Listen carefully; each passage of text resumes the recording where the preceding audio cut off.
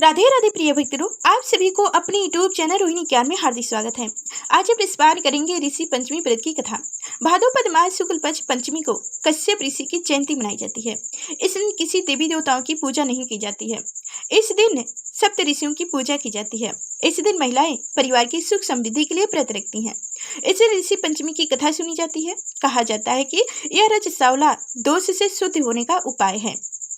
इस कथा को सुनने मात्र से समस्त पाप और संकट कट जाते हैं तथा मनोकामनाओं की पूर्ति होती है। तो आज मैं आप सभी को सुनाने जा रही हूँ ऋषि पंचमी की बड़े ही दुर्लभ कथाएं। तो आप सभी भक्तजन इन कथाओं को बड़े ही श्रद्धा और प्रसन्नचित मन से पूरा अवश्य सुनिएगा।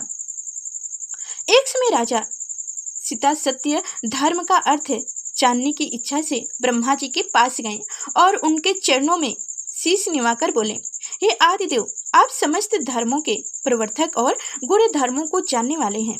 आपके श्री मुख से धर्म चर्चा सरवर कर मन को आत्मा को शांति मिलती है, भगवान के चरण कमलों में प्रीति बढ़ती है। वैसे तो आपने मुझे नाना प्रकार के व्रतों के बारे में उपदेश दिए हैं।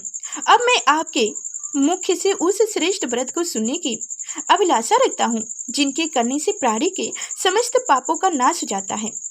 राजा के वचन को सुनकर ब्रह्मा जी ने कहे, हे श्रेष्ठ, तुम्हारा प्रश्न अति उत्तम और धर्म में प्रीति बढ़ाने वाला है। मैं तुमको समस्त पापों को नष्ट करने वाला सर्वोत्तम व्रत के बारे में बताता हूँ। यह व्रत ऋषि पंचमी के नाम से जाना जाता है। इस व्रत को करने वाला प्राणी अपने समस्त पापों से सहज छुटकारा पा जाता है। इसका कथा ध्यान पूर्वक सुनो।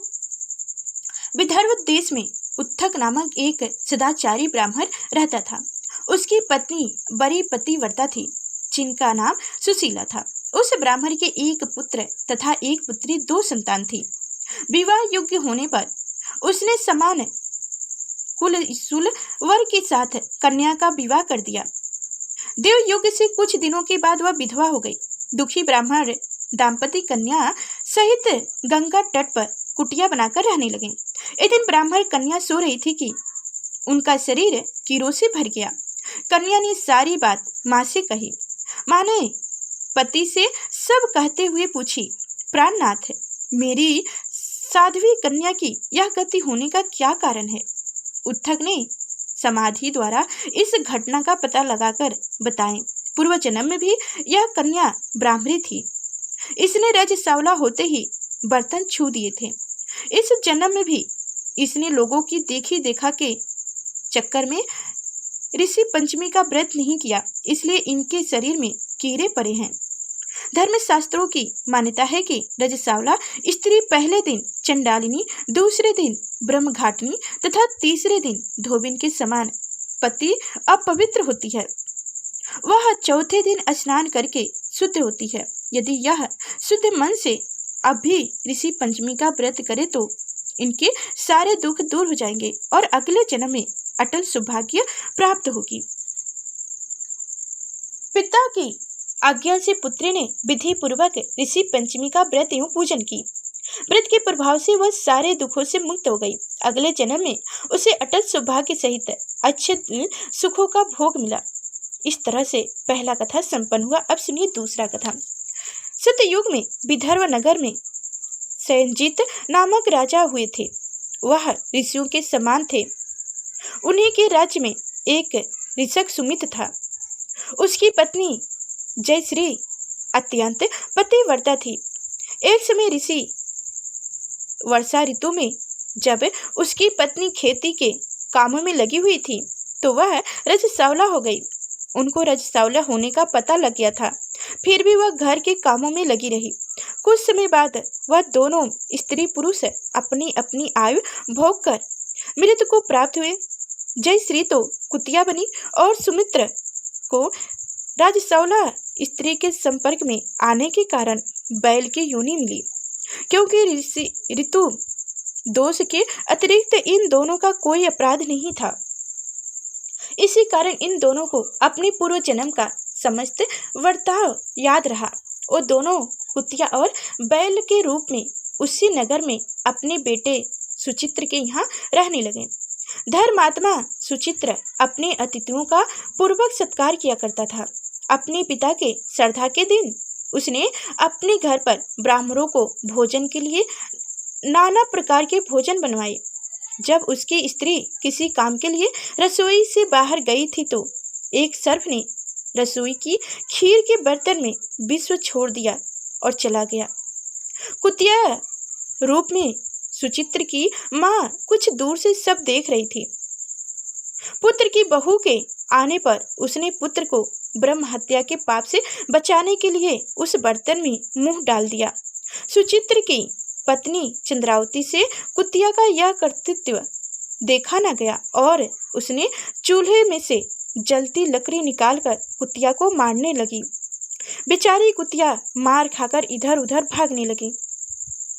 चौक में जो जूठन आदि बची रहती थी वह सब सुचित्र की बहू उस कुतिया को डाल देती थी, लेकिन क्रोध के कारण उसने वह भी बाहर फेंकवा दी। सब खाने का सामान फेंकवा कर बर्तन साफ करवा के दोबारा खाना बनवाकर ब्राह्मणों को खिलाया।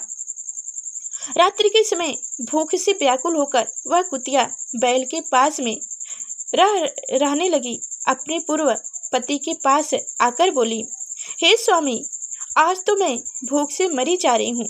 वैसे तो मेरा पुत्र मुझे रोज खाने को देता था, लेकिन आज मुझे कुछ नहीं मिला। सर्प के विष वाले खीर के बर्तन को अनेक ब्राह्मण हत्या के भय से उसमें मुंह डाल दिए, खाना जूठा होने के योग से। इसी कारण उसकी बहू ने मुझे मारा और खाने को कुछ भी नहीं दिया। तब वह बैल बोले, हे पुत्र, तेरे पापों के कारण तो मैं भी इसी योनि में आ पड़ा हूँ और आज बोझा ढोते ढोते मेरी कमर टूट गई है। आज मैं भी खेत में दिन भर हल में जुटा रहा। मेरे पुत्र ने आज मुझे भी भोजन नहीं दिया और मुझे मारा भी बहुत। मुझे इस प्रकार का कष्ट देखकर उसने इस श्रद्धा को निष्फल कर दिया है। अपने माता पिता की इन बातों को सुचित्र सुन रहा था। उसने उसी समय दोनों के भरपेट भोजन करवाया और फिर उनके दुख से दुखी होकर वन की ओर चला गया। वन में जाकर ऋषियों से पूछा कि मेरे माता पिता किन कर्मों के कारण इन नीच योनियों के प्राप्त हुए हैं और अब किस प्रकार से उनको छुटकारा मिल सकता है। तब सर्वोत्तम ऋषि बोले, तुम उनकी मुक्ति के लिए पत्नी सहित ऋषि पंचमी का व्रत धारण करो तथा उनका फल अपने माता पिता को दे दो। फिर वो दोनों इस पशु योनियों से छुटकारा पा जाएंगे। इस तरह से उनकी बेटे बहू ने व्रत किए और व्रत का पूरा फल अपने माता पिता को दे दिए। इस तरह से उनके माता पिता इस योनियों से छुटकारा पा गए। तो आप सभी को हमारी ये कथाएं कैसी लगी? अच्छी लगी हो तो यह कथा हर किसी को सुनना चाहिए, तो इसलिए आप सभी लोग अपने जो भी हो उनके पास शेयर कीजिएगा और ज़्यादा से ज़्यादा लाइक करिएगा। कमेंट भी प्यारा सा करके ज़रूर बताइएगा कि आप हमारी वीडियो को कहाँ से देख रही हैं। फिर अगले नेक्स्ट वीडियो में मिलेंगे, तब तक के लिए धन्यवाद।